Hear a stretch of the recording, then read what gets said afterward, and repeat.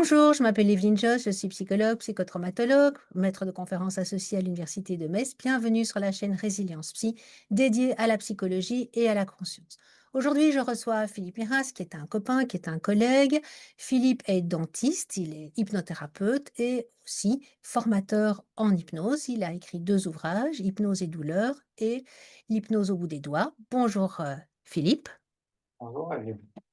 Alors, je t'ai présenté de façon très succincte. Est-ce que tu peux nous en dire un peu plus sur toi? Euh, je, alors, je me suis intéressé à l'hypnose il y a très très très longtemps. C'était un peu l'effet du hasard à cause de mon sujet de thèse. En fait, j'avais pas envie de faire quelque chose qui soit très strictement dentaire, replombage des trous, machin, etc. J'étais tombé sur 2 articles que je trouvais très intéressants sur le fait que les gens serrent et grincent les dents la nuit, notamment. À l'époque, ça se soignait uniquement avec des modifications très compliquées au niveau dentaire et les articles me montraient que, en fait, c'était pas vraiment là qu'était l'origine, mais que c'était un processus comme se ronger les ongles, exprimer sa nervosité, etc. Et donc la question s'est posée très vite, c'est comment est-ce qu'on travaille sur quelque chose qui se produit quand les gens dorment? La seule réponse logique sur laquelle j'étais tombé, c'est avec de l'hypnose, hein, qui gère des processus automatiques. Donc, à l'époque, on est en 80, il n'y a aucun travaux ni sur le thème de fond, ni vraiment sur l'hypnose. Donc, je me suis rabattu sur ce qui existait à l'époque, c'est-à-dire le training autogène de Schultz, qui est une des bases essentielles de la sophrologie. Et j'ai commencé à pratiquer pour moi et pour des patients. Voilà. Mais uniquement dans ce cadre-là, pour faire de la relaxation aussi, ce qui est toujours intéressant en fauteuil. Et puis, bah, écoute, aux alentours de 2000, à quelques années près, la révolution hypnose telle qu'on la conçoit maintenant est arrivée en France. Donc, je suivais ça un petit peu dans un œil en coin. Et puis, je cherchais des choses qui se faisaient vite. Des choses qui se faisaient vite. En France, il n'y en avait pas. Donc, il a fallu regarder du côté des anglo-saxons. J'ai la chance d'être quasiment trilingue, hein, donc ça ne me posait pas trop de problèmes. Et donc, moi, j'ai commencé par de l'hypnose rapide, très euh, presque caricaturale, parce qu'à l'époque, c'était avec des VHS qu'on récupérait. Et je me suis rendu compte que oui, ça marchait, mais ça marchait un peu quand ça le voulait. Donc, c'était très patiento-ajusté. Or, dans un cadre vraiment médical, ça ne peut pas marcher comme ça. Il faut chercher des choses qui fonctionnent sur un pourcentage très important de gens et pas jouer un petit peu au loto avec ça. Donc, il y a eu une marche arrière. Je me suis dirigé vers une hypnose de type que je vais qualifier d'éricksonien ou de néo-éricksonien. Enfin, on peut mettre les qualificatifs qu'on veut. Et là encore, j'ai eu la chance, j'ai rencontré des gens extrêmement intéressants qui à l'époque n'étaient pas très connus, notamment des anglo-saxons comme Bob Burns, qui est le père du Swan, des gens qui faisaient de l'hypnose de rue, qui sont un peu à l'origine de ce qu'on voit dans quasiment tous les spectacles maintenant, hein, comme les Hackers avec Anthony, que j'ai rencontré en vrai. Donc, ça m'a amené à avoir des formations qui étaient amusantes parce que moi, je pouvais aller me former à Las Vegas pour faire un peu l'imbécile. Et puis, rapatrié au cabinet, le truc qui m'a le plus intéressé au bout d'un moment, c'était tout ce qui avait trait aux douleurs chroniques pour des raisons de stratégie. Je trouve que les stratégies qu'on se retrouve à adopter en matière de douleurs chroniques sont extrêmement larges à cause même de la nature du problème. On va travailler sur le signal, mais si on travaille sur le signal, eh ben, on se rend rapidement compte que là encore, ça marche un peu comme ça veut, etc. Ou on entre dans un domaine thérapeutique, mais qui est dirigé aussi par la physiologie très spécifique de l'interprétation de la douleur au niveau cérébral. Donc, il faut passer par les neurosciences. Et pour des gens qui sont curieux comme moi, c'est se faire avaler par on va chercher des articles, on lit les livres, on teste des trucs avec un panel qui est, plus on avance, plus on se rend compte qu'il est large. et on se retrouve à la fin à dire: «Bon, faut que j'écrive» et en écrivant, on va chercher d'autres articles, et cetera, et cetera, et cetera. Voilà.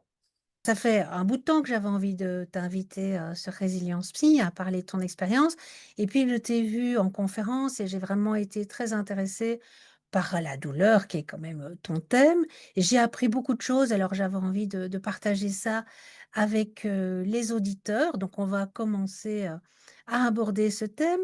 Je t'ai entendu dire que l'hypnose est une symphonie, la douleur aussi. Alors qu'est-ce que tu veux dire par là? Heu, alors, ça se résume à, non, ça ne fonctionne pas avec un seul instrument. Ça fonctionne avec des tas d'instruments qui ensuite doivent, s'exprimer de façon coordonnée. Pour, la douleur, je vais essayer d'être très court là-dessus. Historiquement, les premières définitions autour de la douleur sont faites par Descartes. Mmh. Voilà, ça m'avait surpris et amusé. Il présentait ça vraiment comme, à l'intérieur de vous, il y a des espèces de petites portes, le message remonte et la tête est au courant et on a mal. Mais malheureusement, ce côté du bas ou de l'extérieur vers l'intérieur ou du bas vers le haut, hein, pour traduire, de l'anglais, heu, est Bottom up? toujours porté, oui, du bottom-up, est toujours porté par beaucoup d'hypnothérapeutes qui, quand ils travaillent sur la douleur, travaillent sur l'intensité du signal. Si je coupe le volume, ça ne peut pas être entendu, donc il ne peut pas y avoir de douleur perçue. Heu, il y a des cas où c'est vrai, mais pas dans les douleurs où nous, hypnothérapeutes, on est probablement les plus intéressants. Pour les douleurs, procédurales, il y a des anesthésies, ça marche très bien, il y a des antalgiques, la plupart ça marche très bien. Pour les douleurs chroniques qui sont installées depuis, plus de 3 mois, c'est la définition, mais qui sont là depuis 5 ans, 6 ans et cetera, on se rend compte que c'est insuffisant. Et donc, il y a d'autres théories qui sont venues essayer de compléter ça. Les premières qui ont été intéressantes, c'est la théorie qu'on appelle en français du portillon, hein, ou Mmh. La gate la theory, Gates oui. théorie. Et c'est les premières théories dans les années 60 qui ont mis en évidence que ça n'est pas uniquement du bas vers le haut ou de l'extérieur vers l'intérieur, mais qu'il y a aussi une réponse au niveau cérébral qui intervient, ou même des mélanges de stimulation, un peu les équivalents d'un embouteillage, hein. Si vous essayez de faire passer trop de monde par la même porte, et ben, il y a une partie qui ne va pas passer, ou plus lentement, ou sans faire de bruit, hein. Si vous ne voulez pas entendre un bruit, mettez-en un autre. Voilà, c'est un peu schématique, mais c'est ça. Euh, Ce que les et gens peuvent comprendre, c'est par exemple quand on se cogne, on va frotter, la main pour, exactement, avoir d'autres stimulations. Il y a la stimulation douleur et la stimulation, tactile, des dactyle profonde et donc ces 2 informations arrivent dans le cerveau ça et c'est passe un un peu moment trop par pour le le biochimique. cerveau et donc du coup, on sent moins la douleur. C'est ce que très naturellement toutes les mères font, hein. Le petit tombe sur le genou, on frotte. Accessoirement, on va détourner son attention, et cetera, pour brouiller le message, si je puis dire. Par contre, il y avait des limitations qui étaient étonnantes. C'est comment se peut-il que quelqu'un qu'on a amputé ait mal à un membre qui n'existe plus? Et donc, la seule réponse, c'est la douleur est créée à ce moment-là, tout en haut, au niveau cérébral, et pas à partir de ce bras manquant vers quoi que ce soit. Et donc, il a fallu élargir les théories pour permettre d'expliquer ça. Ça a été possible à partir de l'an 2000, très schématiquement, avec l'arrivée de l'IRMF, hein, et de se rendre compte que non, il n'y a pas un centre de la douleur dans le cerveau, il y a X parties du cerveau qui réagissent à la douleur, qui sont capables de la créer, hein, et qui de toute façon vont l'interpréter. Donc là, maintenant, on considère quasiment que on pourrait décrire la douleur comme une émotion particulière. Donc de temps en temps, quand je présente tout ça, je sépare la douleur et la souffrance. On vient nous voir pour travailler techniquement sur la souffrance. À l'autre bout du spectre, hein, il y a des catégories de situations et des gens chez qui la douleur peut même créer du plaisir. Donc, on voit bien que ce n'est pas du tout univoque, qu'effectivement, il y a tellement de choses qui interviennent que ça devient une compréhension qui doit être symphonique.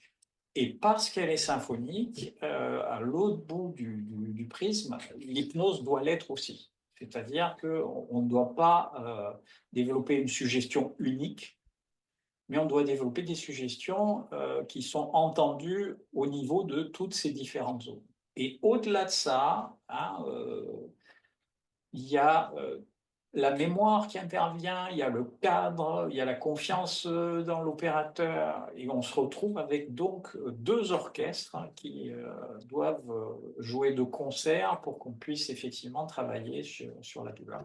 D'où cette phrase qui permettait un petit peu de décrire ces deux complexités qui se rejoignent pour faire la thérapeutique. Et donc, comme je te le disais tout à l'heure, c'est cette complexité qui fait que je trouve si intéressant de travailler sur les chroniques. Sans parler du fait que les chroniques que nous, on voit, sont des gens qui souffrent depuis longtemps, qui ont des traitements lourds, etc. On est un petit peu le dernier saloon avant le désert. Et justement, on peut se rendre compte qu'on peut faire énormément de choses. Et on se retrouve vraiment avec une utilité très extrême. Hein, des gens qui passent à l'hôpital pour prendre de la kétamine, qui reçoivent des médicaments qui sont des antiépileptiques parce qu'on ne sait plus quoi leur donner, qui ont l'estomac avec des perforations tellement ils ont bouffé d'anti-inflammatoires. Si on pousse le problème jusqu'à son terme, on voit les conséquences de traitement aux États-Unis avec des pseudomorphiniques qui ont causé de véritables désastres. Accessoirement, il y a eu des problèmes mercantiles purs là-dessus. Mais savoir que on peut soulager des gens, parfois partiellement, parfois complètement, merci mon Dieu, ou en tout cas modifier la façon dont ils vivent leur douleur en retravaillant sur plein de choses qui sont périphériques. Le sommeil, le cadre social, l'estime de soi. Et on repart donc sur cette symphonie où on va pouvoir rajouter un quatrième violon, des cuivres, un basson. Voilà. C'est en ce sens-là qu'il y a cette énorme richesse euh, qu'on a devant nous. C'est pas, il est complexe de s'y intéresser, mais il n'est pas tellement complexe de travailler là-dessus une fois qu'on a intégré, ah, c'est comme ça que ça marche. Pour qu'on puisse mieux comprendre, puisque tu parles finalement de la cartographie du cerveau grâce à l'imagerie médicale qui nous permet de voir quelles sont les zones du cerveau impliquées, est-ce que tu peux nous donner les grandes zones impliquées? Donc tu parles de la mémoire, il y a évidemment toute Bien, la zone alors émotionnelle. là, on va rentrer dans un discours qui est un peu plus technique, donc je vais le présenter à l'envers. Il y a une zone qu'on appelle S2 qui nous dit si cette douleur correspond à quelque chose qui est dangereux. Voilà. Donc c'est un petit peu, si on devait parler d'une seule zone qu'on puisse monter ou baisser comme une intensité de signal, ça serait des informations qui visent cette zone-là. Mais il y en a peut-être 7 ou 8 autres qui interviennent. À quel endroit c'est comment ça s'exprime est-ce que c'est une douleur qui est réactivée, donc une douleur qu'on attend, si je puis dire, et finalement c'est le souvenir de la douleur qu'on perçoit plus que la douleur elle-même. Est-ce que c'est une douleur qui absorbe notre attention et à contrario, est-ce qu'on peut ne pas s'y intéresser et comment? Si on commence à ne pas s'y intéresser, est-ce qu'on peut aller jusqu'à la négliger? Si on la néglige, est-ce qu'on peut aller jusqu'à l'ignorer? Si on l'ignore, est-ce qu'on peut aller jusqu'à l'oublier? Des choses comme ça, il y en a énormément. Donc, je ne vais pas, surtout en audio, essayer de faire une cartographie de ça, mais il y a bien 8 à 10 types de suggestions. On peut rendre même la réflexion sur la douleur incohérente avec des suggestions, je dirais, on peut les appeler antagonistes ou concurrentes. est-ce que je vais un petit peu insister sur ce point parce que quand Jenkins et Patterson en 2007 ont fait un bouquin merveilleux là-dessus, ils se sont mis à parler de confort, de bien-être, de tranquillité. Et comme moi, j'étais encore dans une phase d'hypno trop cadrée qui visait le phénomène, la profondeur, etc., je ne m'en suis pas occupé comme je l'aurais dû. Je pense que j'ai pensé que peut-être ils n'étaient pas assez bons hypno et qui, entre guillemets, visaient des trucs qui n'étaient pas super difficiles à obtenir. Alors qu'en fait, ils visaient d'autres cibles que celles que on aurait naturellement tendance à viser. Et ça donnait des paradoxes. Est-ce qu'on peut souffrir calmement? Est-ce qu'on peut être inquiet dans le bien-être, etc., etc. Et c'est ce type-là euh, de suggestions qui pourraient être négligées par des hypnos qui ne viendraient pas forcément soit du monde médical, encore faudrait-il qu'ils s'y intéressent, soit qui resterait sur cette espèce de logique bruit, signal, je coupe le bruit, il n'y a plus de signal. Euh, Pareil, c'est une explication que j'ai pu, qui m'a pénétré aussi parce que ça a changé ma pratique en dentisterie. Euh, et comme tout le monde est passé chez le dentiste, ça va être clair pour tout le monde. De temps en temps, on a des patients supposés plus difficiles. Je ne pense pas que ça soit réservé à la dentisterie. Et donc, vous commencez à prendre vos instruments, vous les déclenchez, mais sans avoir touché le patient. Et le patient vous dit: «Ah, j'ai mal.» Donc, votre premier réflexe, ça va être de dire: «Oh, Madame Martin, je n'ai pas encore commencé, on ne va pas pouvoir travailler si vous me dites que vous avez mal», parce que vous pensez que Madame Martin a peur et qu'elle veut vous mettre à distance, euh, et gagner du temps d'une certaine façon. Quand vous savez comment fonctionne la douleur, vous commencez à vous dire: «Non, non, Madame Martin, quand elle me dit qu'elle a mal, elle a vraiment mal. Il y a vraiment une douleur. Il n'y a rien eu que j'ai déclenché, mais elle a vraiment mal.» Et donc, il va falloir intégrer là-dedans sa réaction. On ne va pas pouvoir faire de recadrage en lui disant: «Non, en vrai, vous avez pas mal.» Bien sûr qu'en vrai, vous avez mal. Et donc, il va falloir lui restituer une forme de contrôle quelconque. Et là-dessus, il y avait eu une expérience toujours en dentisterie qui était merveilleuse. On donnait, à une époque où on n'utilisait quasiment pas les anesthésiques en dentisterie, on donnait un petit bouton qui coupait l'électricité sur le fauteuil et donc qui paralysait l'action du dentiste à volonté. Donc le patient pouvait appuyer quand il le voulait.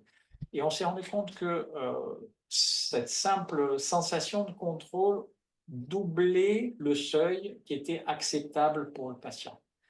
Donc, on avait vraiment la mise en évidence que, que la tête évalue la douleur ou ce qu'on peut en accepter, ou en tout cas cette souffrance. Et toutes ces choses-là, j'allais dire, on pourrait en faire un livre. Oui, j'en ai fait un, je ne suis pas le seul.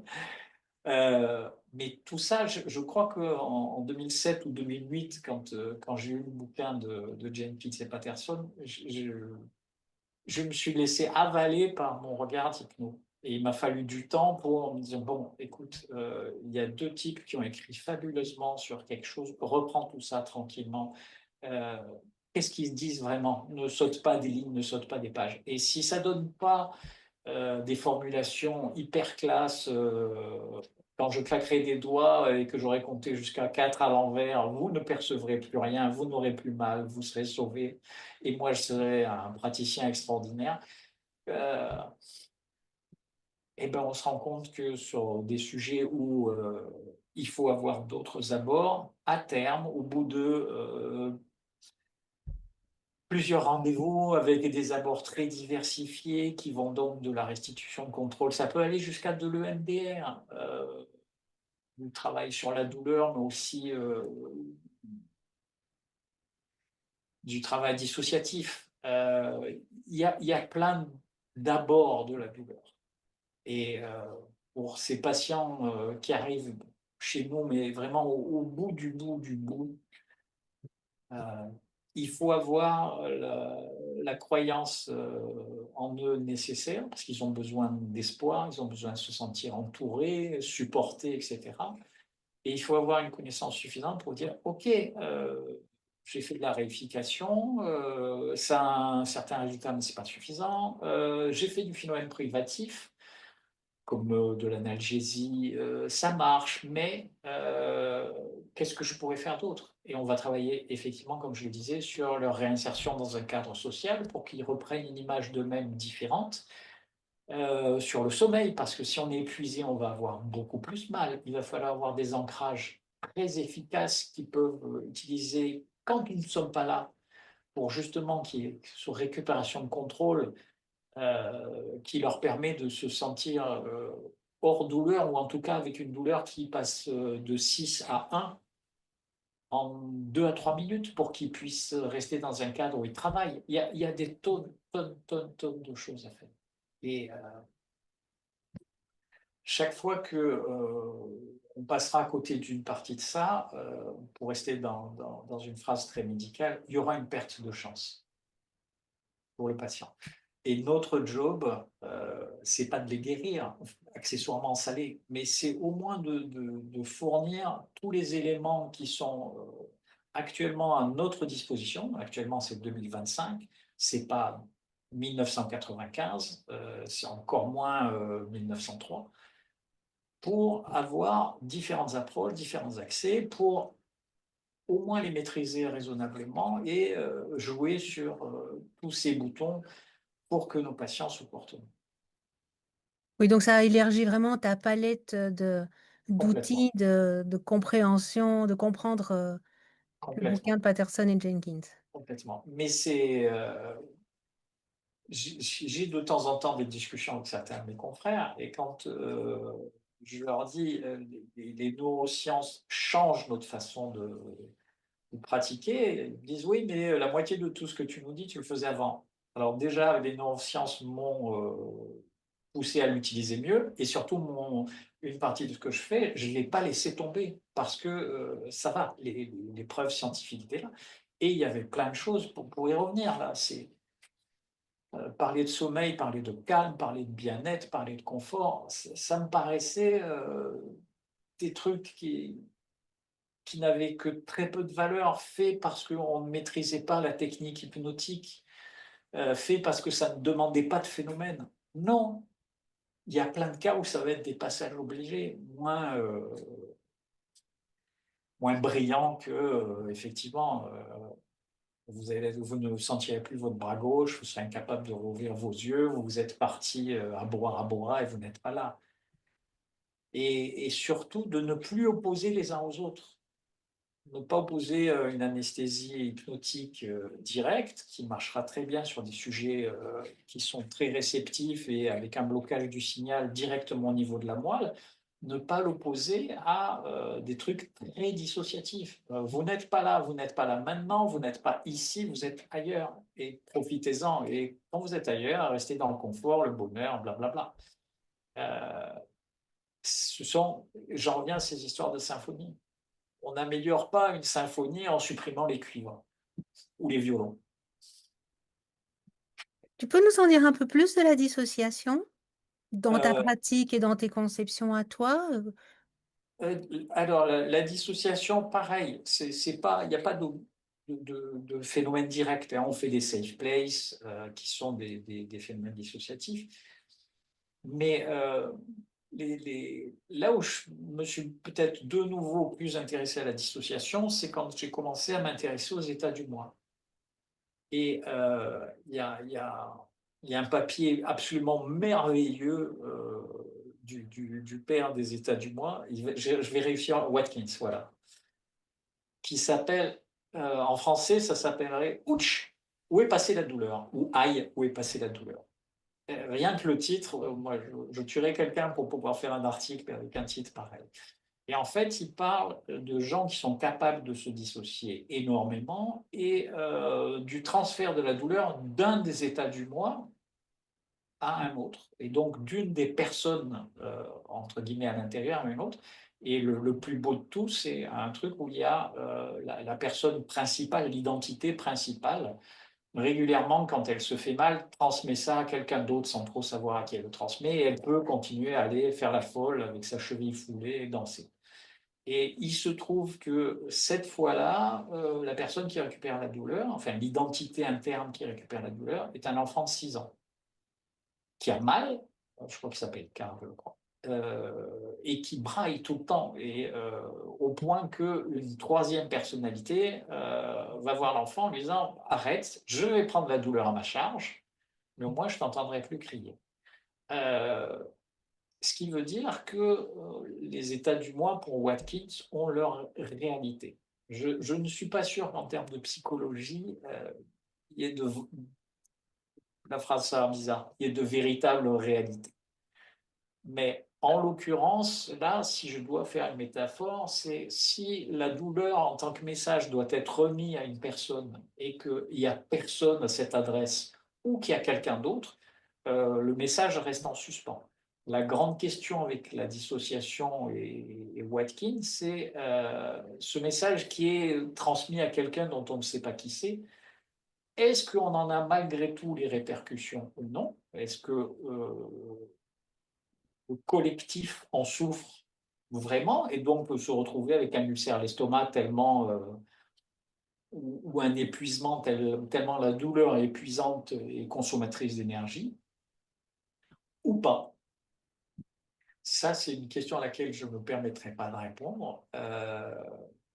Mais à un moment donné, que la personnalité principale soit soulagée, c'est déjà extraordinaire, parce que ça permet de remettre, comme disait Erickson, le but d'une thérapie, c'est de rendre mobile quelque chose qui est figé. Ensuite, ça peut aller à droite, à gauche, et peut-être que le but de la thérapie sur du long terme, c'est de l'amener à un endroit justement qui est safe, hein, qui est coordonné, qui est acceptable, etc. Mais au moins, il y a cette capacité à remettre en mouvement, à trouver des moments de pause, à apaiser, etc. Il y a des boulots sur la dysmorphogénèse, qui sont des variations autour de la dissociation, c'est-à-dire qu'au lieu de dissocier la personnalité complète, on va la dissocier de son bras. Vous avez mal au bras, ce bras n'est pas à vous. Donc le message démarre, mais non, non, moi je n'utilise pas moi ce truc-là, donc on ne peut pas me le remettre et j'ai pas de douleur. Et les travaux de toute une équipe italienne là-dessus, qui cherchait à savoir jusqu'à quel point la douleur était réelle, se basaient sur le fait, s'il y a une douleur réelle ressentie par tout le monde, vous aurez une accélération cardiaque et vous aurez des hausses de pression, des hausses de tension. Ils font de la dysmorphogénèse sur des sujets qui répondent bien, parce qu'en général, on a besoin de ça quand même pour faire des tests. Aucune modification au niveau cardiaque, aucune modification de la tension artérielle. Donc, la dysmorphogénèse permet, elle aussi, dans les cas où ça fonctionne, ou en tout cas, elle participe à une absence de perception complète de la douleur de l'identité principale. Le docteur Foca ou Oui, ils sont toute une équipe. Hein. Toute une équipe. C'est une équipe qui est sur 3 universités qui, de mémoire, sont Padoue, Pise et je crois que c'est Venise, la troisième. Ah, et ils ont travaillé à partir de 2007. Les travaux sont super intéressants. Ils sont allés jusqu'à voir qu'est-ce que nécessiterait une anesthésie générale hypnotique. Donc, qu'est-ce qui pourrait remplacer le curare, qu'est-ce qui pourrait remplacer les anesthésiques, etc., etc. Donc, à ma connaissance, il n'y a jamais eu d'anesthésie générale hypnotique. Par contre, ils ont fait des anesthésies régionales pour de la chirurgie. Hein, en regroupant plusieurs pièces, où il y a effectivement une demande avec vraiment dentalgie, avec de l'hypnose très directe, hein, une focalisation d'un point au départ de façon très classique, comme chez Braid, puis des demandes d'anesthésie, puis des simulations de ce qui peut se passer lors d'une péridurale, avec un appui dans le dos, une sensation de pression, la description de toutes les sensations, etc. Et derrière, il y a eu effectivement une intervention chirurgicale qui était très intéressante parce que ça n'a pas été un patient choisi. Ça a été un patient sur lequel on ne peut pas faire autrement qu'il ne nous reste plus qu'à faire de l'hypnose. Moi, j'ai eu un cas comme ça dont j'ai mon ego comme tout le monde, dont je suis très fier. C'est un patient qui a été adressé par un anesthésique et qui avait un problème particulier mitochondrial à qui on ne pouvait pas faire d'anesthésie du tout, aucune, sous aucune forme. Donc je l'ai vu 5 fois, on a fait des soins avec des extractions, des curetages de kystes, des vrais soins dentaires. En plus, pour mon bonheur, il avait tendance à faire des crises épileptiques et il avait un problème de glotte, il n'arrivait pas à avaler correctement, donc il se nourrissait uniquement quasiment du yaourt à la cuillère à moka, donc des micro-cuillères. Donc il fallait pas qu'il y ait d'eau, il fallait pas qu'il y ait de sang, sinon il risquait de s'étouffer dans son propre sang, enfin un bonheur. Mais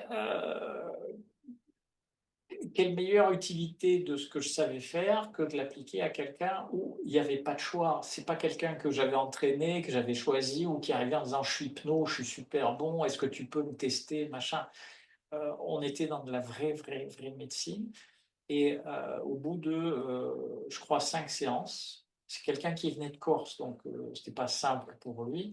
On est arrivé à mettre en place un ancrage suffisant pour qu'à l'instant où le fauteuil s'abaisse, ils partent en auto-hypnose et donc qu'ils puissent se faire soigner ailleurs que chez moi. Et donc, depuis les soigner en Corse, et quand le bouquin est paru, je lui ai envoyé un message, ça faisait 4 ou 5 ans que je l'avais vu, en disant, est-ce que ça marche toujours? Il me dit, oui, oui, pas de problème. Au passage, je vous remercie, blablabla. Mais j'étais content de ce cas parce que c'était un vrai cas de médecine. C'était pas juste une variation d'une démo avec des patients qu'on choisit ou qu'on étudie. C'était même pas un cas universitaire. C'était vraiment un cas de médecine. Tu as aussi déjà opéré sous hypnosédation ou sous hypnose? Oui, mais c'est pas pareil. L'hypnosédation, c'est le choix d'utiliser une anesthésie locale avec une adjonction de tout ce que peut apporter l'hypnose, notamment sur l'anxiété, notamment sur la dissociation pour que, entre guillemets, que quand on travaille, la personne ne soit pas là, si je puis dire, mais il y a quand même un recours aux anesthésies locales. Donc, l'anesthésie purement hypnotique dans un métier comme le mien et même ailleurs, sauf contrainte médicale très particulière, je ne pense pas que ça soit ni important ni intéressant. Si ça évite des anesthésies générales, youpi, si ça permet de faire accepter à des gens d'être soignés, merveilleux. Mais ce n'est pas un but en soi, c'est une performance de l'opérateur, mais ce n'est pas un but en soi. Il faut que ça soit vraiment au service du cas. Évidemment, c'est très différent la douleur aiguë et la douleur chronique. Pour que pour nos auditeurs, ce soit compréhensible par rapport à la spécificité de la douleur et la spécificité du travail en hypnose, est-ce que tu peux élaborer là-dessus? Alors, la douleur aiguë est une douleur provoquée, brève, et qui ne se reproduit pas dans le temps. Voilà. C'est-à-dire si je dois faire une incision ou si quelqu'un marche sur un clou, hein, ou si quelqu'un pose sa main sur une plaque chauffante, on va avoir une douleur aiguë. Sur les douleurs aiguës, je dirais que la première chose à faire, c'est faire de l'hypnose quasiment extrêmement classique pour que ça aille vite, en espérant qu'au moins dans un premier temps, on tombe sur quelqu'un de suffisamment suggestible pour bloquer le signal au niveau de la moelle épinière. Je, je suis obligé de distinguer ça avec un discours assez médical. Une douleur chronique, c'est une douleur qui perdure au-delà de 3 mois et où le signal en tant que alerte n'a plus de sens. Je veux dire, au bout de 3 mois, si j'ai mal au dos, je suis au courant, c'est pas la peine de remettre une pièce dans la machine. Si je mets ma main sur une plaque chauffante, il y a même un réflexe qui arrive avant que j'ai conscience de la douleur, hein, et qui fait que ma main va se retirer. Si je soigne quelqu'un et que je fais des trous dans une dent, que j'extrais une dent, il y a une douleur aiguë qui est localisée dans le temps, localisée sur le corps, dont on maîtrise la cause, etc., etc. Et là-dessus, l'essentiel, c'est soit ça arrive, on est quasiment en urgence, il faut essayer d'aller très vite et donc on va essayer le plus vite possible d'avoir une induction, des quasiment des instructions d'analgésie. Hein, on peut gagner éventuellement un peu de temps si on maîtrise certaines choses comme, des ruptures de pattern. La suggestibilité du patient va être le plus important. Si il y a une autre distinction, c'est ce que l'on appellera les douleurs procédurales. Si je sais que vous allez accoucher dans un mois et demi, si je sais que dans 3 semaines, vous allez avoir telle ou telle intervention, à ce moment-là, on va travailler un peu avec tout ce qu'on a sous la main, mais très tranquillement, avec comme but absolu de créer une encre euh, que la personne peut déclencher. Voilà. Et l'encre va varier suivant ce qu'on vise. On peut espérer que la personne, entre guillemets, ne soit pas là. Hein. Je veux dire, oui, je vais vous enlever vos dents de sagesse, vous vous réveillerez quand le fauteuil se redressera. Vous serez en hypnose profonde, blablabla. Mais si par exemple vous prévoyez un accouchement, je pense que je ne suis pas sûr qu'une femme soit totalement Mhm. OK pour vous allez accoucher, mais vous allez rater le truc. Vous Oui, voulez elles veulent accoucher pas sans avoir douleur, mal, mais elles mais veulent vous ça. aimeriez quand même vous rendre compte qu'on vous pose le bébé. D'accord. Donc, ça va être différent. Ça va être différent. Ou alors, on fait des jumps entre moment de contraction et pas moment de contraction pour que la personne soit présente, etc. Alors, j'ai pas une foultitude d'expérience là-dessus, j'ai quelques cas. Actuellement, quand je gère ça, j'essaye de simuler une péridurale. Donc, c'est ce qu'on appellera, d'après l'équipe italienne, euh, une hypnose, euh, une hypnose focalisée régionale. C'est focalisé parce qu'il y a cette sensation de, et vous sentez le contact dans votre dos, le liquide coule, vos jambes deviennent de plus en plus lourdes. Voilà. Donc, tout ça, ça ne s'aborde pas de la même façon. Si vous rajoutez à ça que les patients ne s'abordent pas tous de la même façon, parce qu'il y a quand même des patients, même s'ils viennent nous voir, mais pour lesquels il y a des bénéfices secondaires. Hein, j'ai des patients qui ont disparu en 20 minutes de mon cabinet quand j'ai commencé à expliquer que ça allait aller mieux, etc. Oui, oui, oui, bon, on va reprendre rendez-vous, je vais réfléchir, je reviens. Et puis, vous ne la voyez pas. Euh, Et puis, il y a ceux qui sont marqués par la douleur au fil du temps et où le travail uniquement sur la sensation ne suffira pas parce qu'il y a une angoisse terrible qui est portée. La peur de la peur emporte tout. Et donc là, disons que maintenant, j'aurais plus tendance à aborder cette partie-là avec de l'EMDR, peut-être parce que je m'y suis plus intéressé. Que je m'y intéressais il y a quelques années.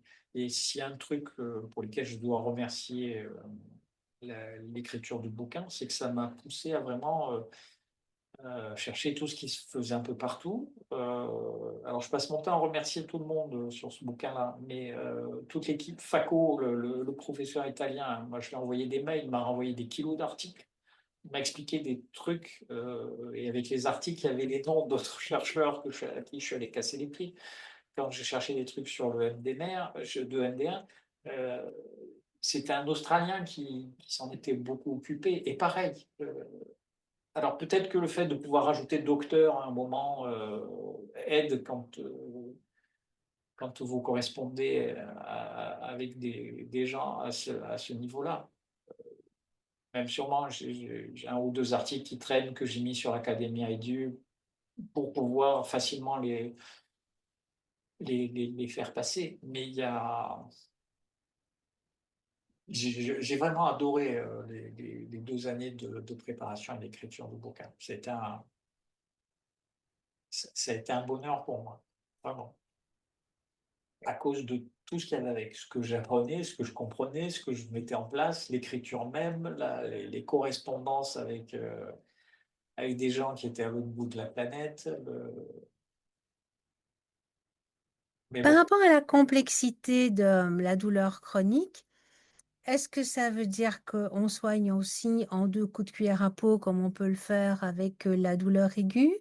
Ou est-ce que dans certains cas, ce sont, des thérapies qui sont assez complexes? Parce que tu parles d'image de soi, tu parles du lien social, de sommeil, d'anxiété, enfin tu parles de beaucoup de choses. On peut parler de trauma, tu as parlé de Watkins, hein, John Watkins qui effectivement a parlé des ego states, enfin qui a élaboré sur les ego states, qui a à l'origine de cette théorie.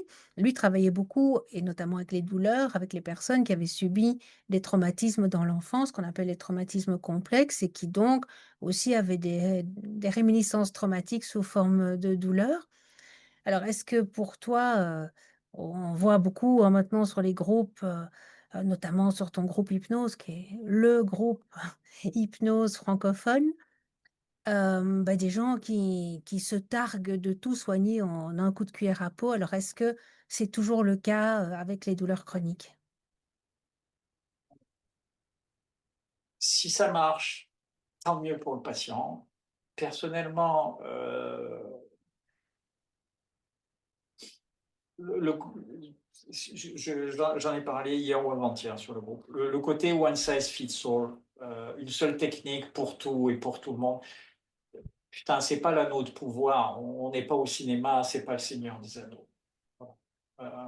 Un patient, ça si ça marche, merveilleux pour le patient. Je veux dire, s'il est super suggestible, si on arrive, en lui faisant regarder, l'intérieur d'une bague, supprimer sa douleur, que ça change sa vie, que malgré 10 ans de souffrance, il repart, remonté à bloc et que tout va bien pour lui, super. Il y a des gens qui gagnent 125 millions au loto. Heu, pour ceux qui ont, la douleur chronique en soi, sur la durée, c'est un trauma. Alors, ça sera un trauma de type, je veux dire millefeuille plus que coup de marteau, mais c'est un trauma et je je ne pense pas qu'on puisse, sortir quelqu'un d'une telle épreuve, en le faisant regarder un point sur un mur ou ailleurs ou quoi que ce soit et en le disant, au neuvième nombre impair, tout passera. Dans mon métier Évidemment, d'origine, je partage cette vision, je hein. passe mon temps à adresser les patients. Je je suis plutôt bon dans mon métier d'origine, mais je passe mon temps à adresser les patients. Parce qu'il y a des choses pour lesquelles, je suis pas assez bon, ou il y a des types qui font ça 800 fois dans l'année quand, peut-être moi, si je m'y consacrais, je le ferais 10 fois. Donc, étonnamment, je veux dire, je connais pas un seul médecin qui dise: «Moi, je soigne tout en une fois». Donc, que l'hypnose se développe, que, l'abord des non médicaux enrichisse le panel général de ce qu'on sait faire, top, top. Maintenant, les spécialistes autoprogrammés, autonominés, autoformés, alors qu'ils ont des diplômes de secouristes, en matière de trauma, heu, c'est un danger pour les patients et c'est un danger pour la profession. Parce que, on a une profession qui est non régulée. La plupart des gens, font attention, se forment régulièrement, lisent beaucoup et cetera. D'autres, laissent tomber le métier, ou se contentent de choses qui sont peut-être moins porteuses de danger pour le patient. Dans la douleur chronique, il y a aussi, tu parlais bien d'image de soi, du lien social. Il y a beaucoup de sphères et de couches qui sont touchées. Quand un patient a très mal depuis très longtemps, parfois il a arrêté de travailler. Ça a créé aussi une relation, soignant-soigné dans la relation de couple, par exemple. Enfin, on a des tas de modifications. Donc même si on pouvait enlever la douleur du jour au lendemain, on ne rés enfin, tous les problèmes ne seraient pas nécessairement résolus pour autant. La personne qui travaille plus, qui est dans une relation de dépendance par rapport à un conjoint, c'est tout qu'il faut retravailler aussi. On va se retrouver avec des problèmes systémiques. Euh, je,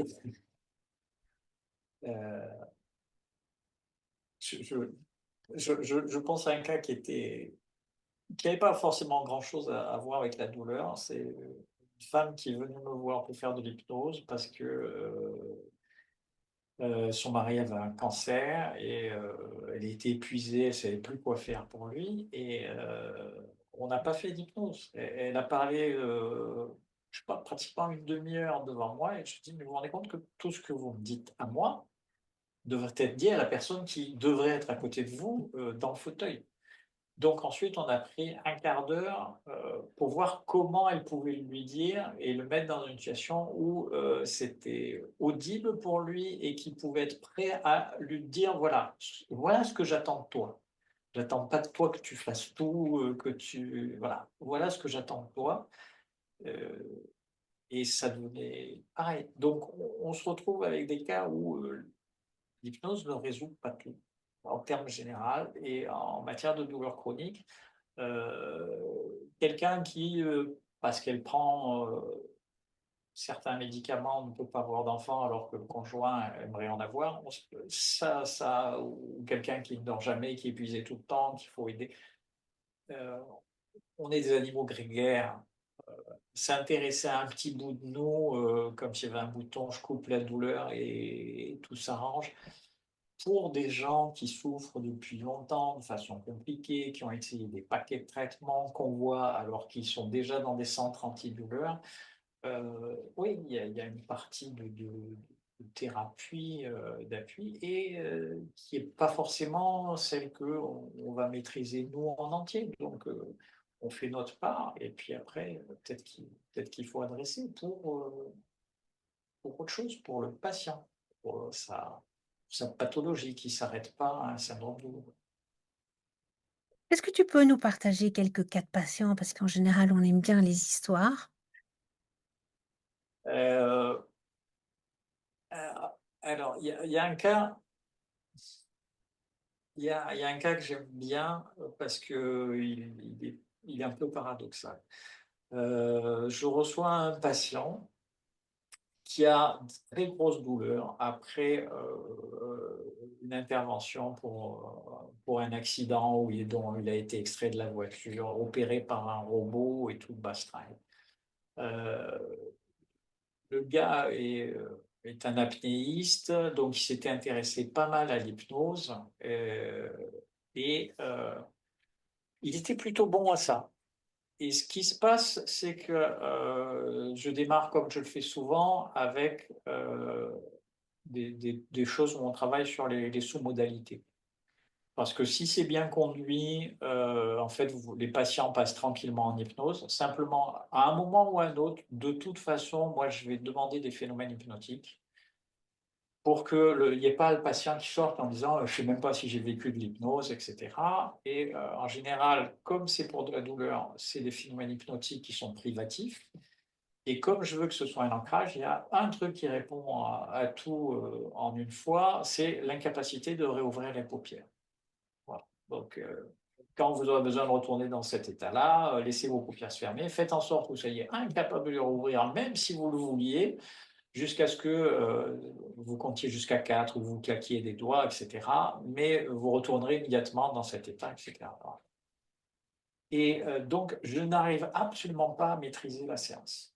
C'est une séance donc qui se passe en plus ou moins en transe partielle. Le patient passe son temps à intervenir. Donc, je perds le lead complètement. Et au bout d'un quart d'heure, je me dis, mais comment je vais gérer le truc? J'ai un coup de chance énorme. C'est que le patient m'avait été envoyé parce que j'avais été recommandé, donc il s'était renseigné, il avait vu des trucs sur le Swan et les réponses en signaling. Et je vois qu'il y a un doigt qui se met à bouger, et donc je bascule complètement d'une stratégie vers une autre pour m'adresser à une partie. Voilà. Et donc, le doigt répond. Mais la personne continue à intervenir régulièrement. Et donc, je me retrouve dans une situation où je ne sais pas si j'oserais faire ça à chaque fois, mais je me suis directement adressé à la main qui répondait au signaling.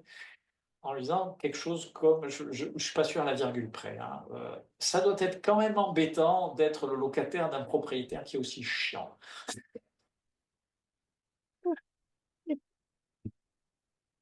En gros, c'était ça. Il y a eu deux petits trucs de. Là, c'était pas aussi marqué, mais l'esprit était là. Ça a été compris à l'étage au-dessus. Et donc, l'étage au-dessus, à un moment, elle dit, bon, ok, je m'en mêle plus, je vous laisse faire, etc. Donc ensuite, il y a une autre partie qui est intervenue. Donc j'avais deux mains qui plus ou moins discutaient entre elles un peu avec moi et la personne consciente, si on peut dire, qui observait tout ça. Et l'idée derrière, c'est que les douleurs ne cesseraient que quand la personne consciente, je vais l'appeler comme ça n'est pas le cas, hein, mais admettrait que oui, tu as eu une grosse opération, tu vas arrêter de te conduire comme si tu n'avais jamais été malade, si tu n'avais pas eu d'accident, si tu n'avais pas été opéré, tu vas te reposer, tu vas nous lâcher la grappe un peu et on va pouvoir. Voilà. Et c'était de la thérapie systémique, mais en interne. Donc c'était assez amusant de voir. Et c'est un cas que j'aime bien parce que on ne peut pas suivre tous les cas. Donc j'ai eu une première réponse de la suite à 2 ou 3 jours avec un effondrement de la douleur quand même. Et la personne avait une trouille terrible. C'est le problème des gens qui lisent trop Internet. On était un peu avant le 3e mois et elle avait une trouille terrible que le 3e mois passe comme si, une fois que le 3e mois était passé, ça devenait une douleur chronique et qu'on ne pouvait plus s'en libérer. Et donc, ça s'est passé et donc au lieu de prendre je ne sais plus quel dosage de je ne sais pas quoi qu'en plus elle voulait prendre, ça se maîtrisait avec genre 1 ou 2 Doliprane ponctuellement. J'ai eu un autre mail, j'ai quand même demandé à la personne si je pouvais publier. Hein. Euh, j'ai eu un autre mail 1 an après en me disant bon ok ça va de temps en temps, bon, c'est une grosse opération, de temps en temps ça tiraille un peu mais ça ne m'empêche pas de vivre ma vie, je me suis un peu calmé mais voilà le retour à la normale était là. Et c'est un cas que j'aime bien parce que j'ai vraiment panouillé et je m'en suis sorti, je veux dire, presque par hasard. La personne n'aurait pas vu des vidéos de moi, n'aurait pas lu. Je ne suis pas sûr qu'il y aurait eu ce signaling qui serait déclenché tout seul. Et je n'ai pas eu à réexpliquer, je me suis adressé directement à la main. Et, c'était comment est-ce que je vais l'éjecter de tout ça? Voilà. Et donc, m'adresser à la main, c'était un petit hommage à mon ami John ou à l'homme de paille, je ne sais plus comment il appelait ça, Erickson. Alors, parler à l'autre fauteuil, c'était, c'était assez amusant. Ça fait partie aussi des choses pour lesquelles je trouve les douleurs chroniques si intéressantes parce que euh, il n'y a pas de linéarité obligatoire. Il y a tout un tas d'abord des choses qui interviennent, des bénéfices secondaires, des désirs du patient qui ne voulait pas se montrer faible, malade dans son cadre social, qui voulait continuer à faire tout ce qu'il faisait alors que il fallait juste à un moment qu'il admette qu'il a eu un gros accident, qu'il admette qu'il a eu une grosse intervention et que dans ces cas-là, on se repose. Et oui, mais je ne veux pas que mon entourage le sache. etc. Oui, de ça, hein, est tout proche. Faut- à vous de voir. Donc, toujours pareil, hein, laisser la décision au patient parce que de toute façon, sinon on casse le lien. Les patients vous quittent, effondrement de la suggestibilité, etc., etc., etc. Par rapport aux soignants, puisque tu es aussi formateur, qu'est-ce que tu vois le plus couramment comme maladresse ou comme erreur? Et la deuxième question, ce Bonne sera question. bah, comment l'hypnose peut Alors, remédier à ces mauvaises postures, entre guillemets. le pire, je pense, c'est l'obsession du résultat. Euh, euh, oui.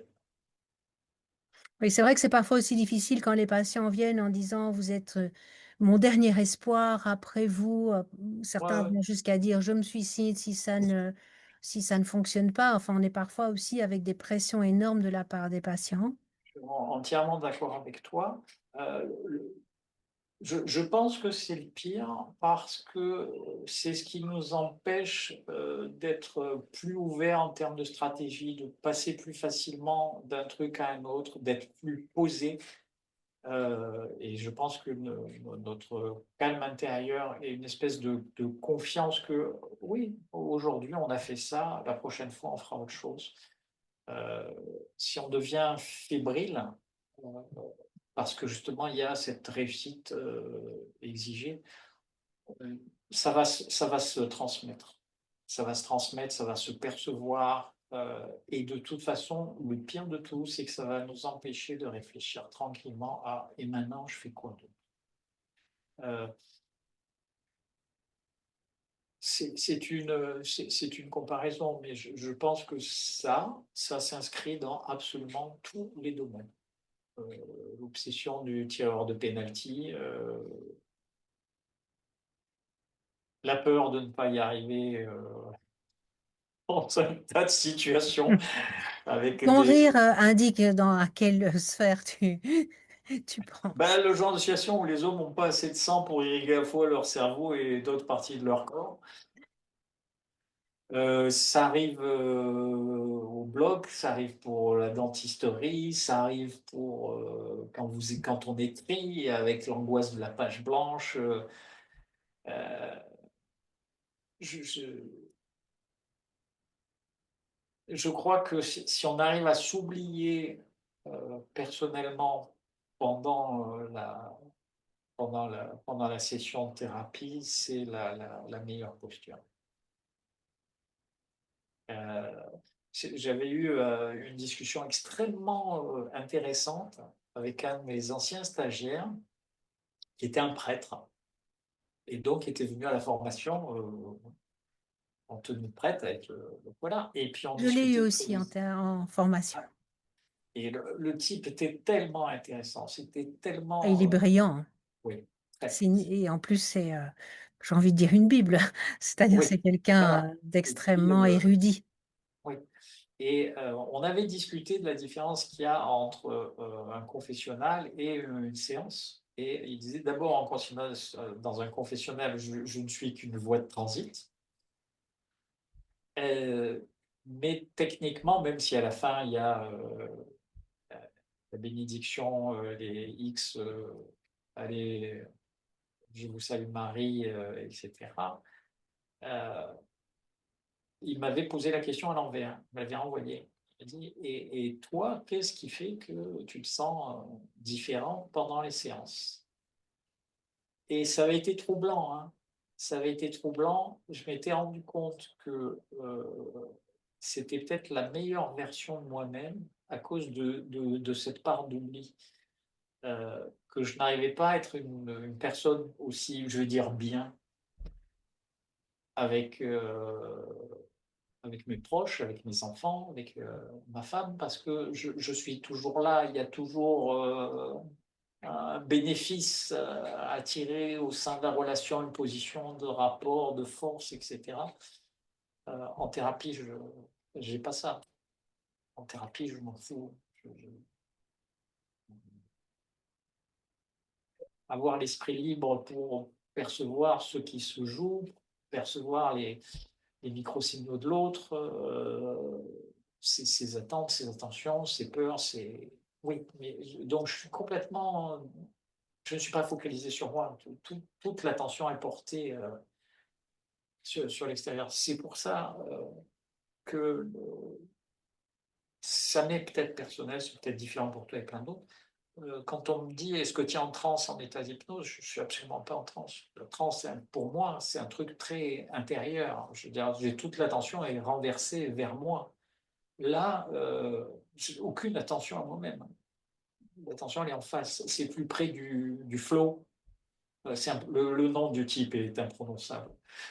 Mitsubishi Mayakelevich, là, c'est c'est plus près de ça, où toute l'attention est portée sur l'autre, pas sur moi. Ça ne veut pas dire qu'après la séance, je peux être vraiment content ou pas très content de moi, ou je ne sais pas quoi. Mais pendant la séance même, je, je ne suis là qu'assez indirectement. Bien, tout ça a été très intéressant. Et si ça donne envie à des personnes, de se former, comment est-ce qu'elles peuvent te rejoindre? Alors c'est assez simple. J'ai eu un coup de bol quand c'est un copain qui a fait mon site et ça l'a beaucoup amusé. Il a trouvé que Saint-Pierre-et-Miquelon avait comme, signalétique, comme il y a France, c'est FR, PM. Donc si on tape hypnose PM, on va finir chez moi. Et à un endroit, il y a mon agenda qui apparaît. Voilà. Mais sinon, le reste, si vous voulez les bouquins, il suffit d'aller sur Amazon et taper Hypnose Miras, ça y arrivera.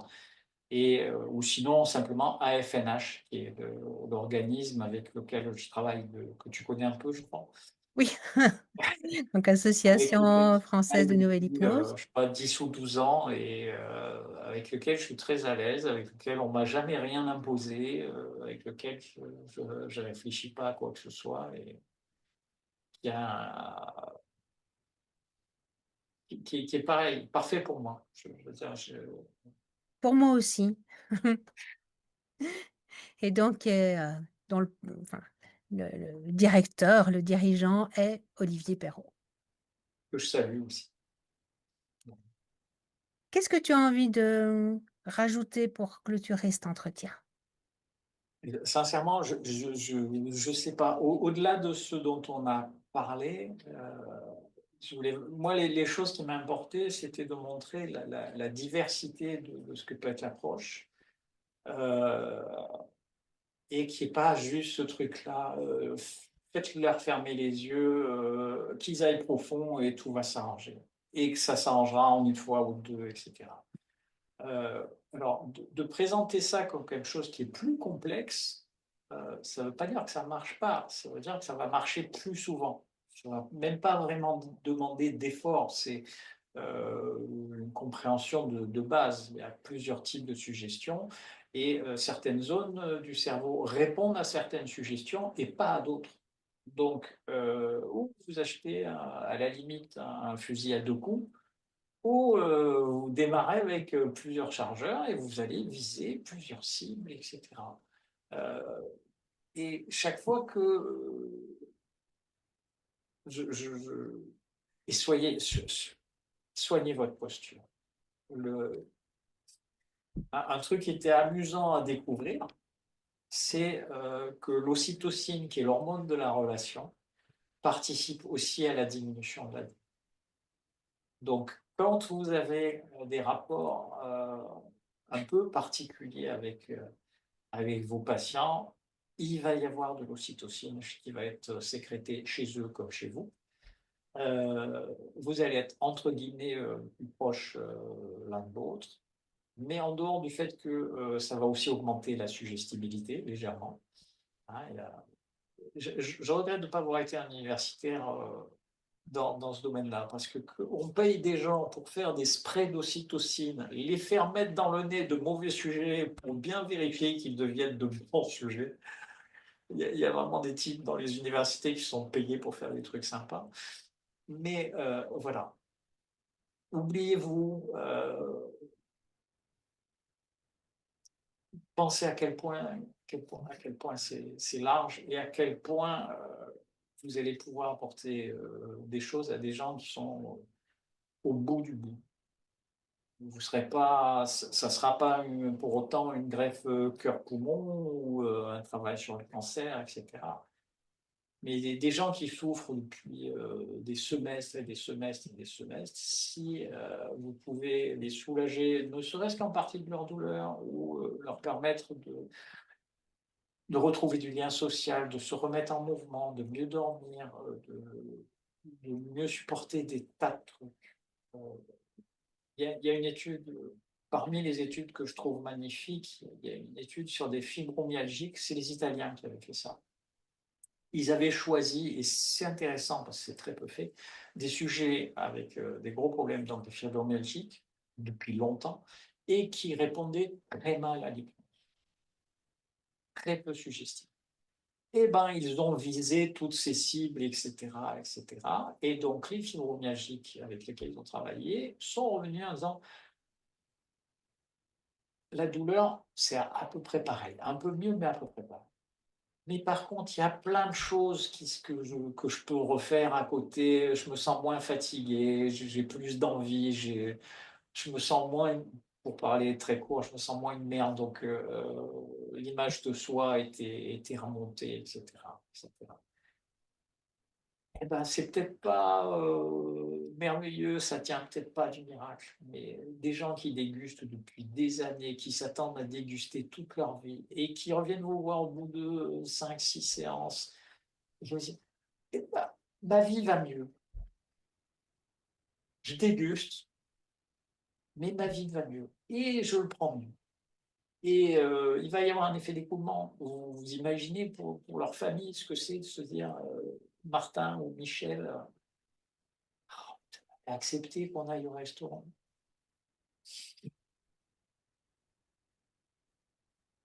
C'est pas il y a pas d'ambition, voilà, on sauve pas le monde.